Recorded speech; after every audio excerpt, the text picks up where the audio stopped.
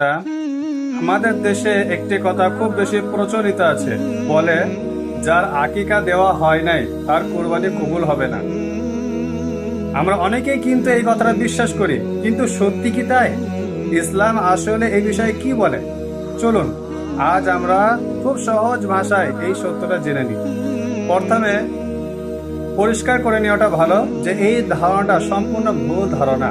আকিকা আর কুরবানি দুটোই ইসলামের চমৎকার দুটি ইবাদত, কিন্তু একটার সাথে আরেকটার কোনো বাধ্যকতা নেই। এবার বিষয় হলো আকিকা কি। সন্তান জন্মের পর আল্লাহর শুকরিয়া আদায় হিসেবে আকিকা দেওয়া হয়। এটি একটি সুন্নত আমল। তবে নিয়ম হলো সন্তান জন্মের 7 দিনে আকিকা করা। যদি কোনো কারণে তা সম্ভব না হয় 7 দিনে, তবে 14 দিনে বা 21 দিনেও করা যায়।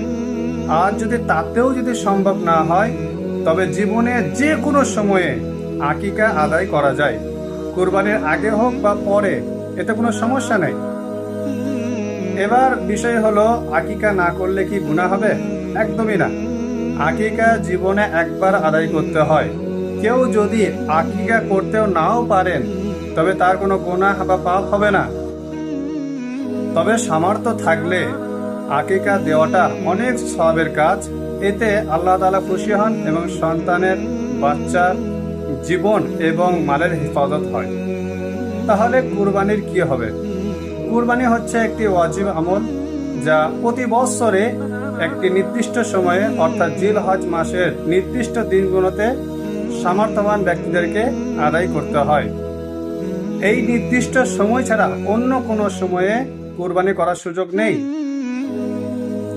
তাই মনে রাখবেন, আপনার জীবনে আকিকা করা হোক বা না হোক, আপনার কুরবানি কিন্তু পুরোপুরি সহিহ এবং কবুল হবে, এতে কোনো সন্দেহ নেই।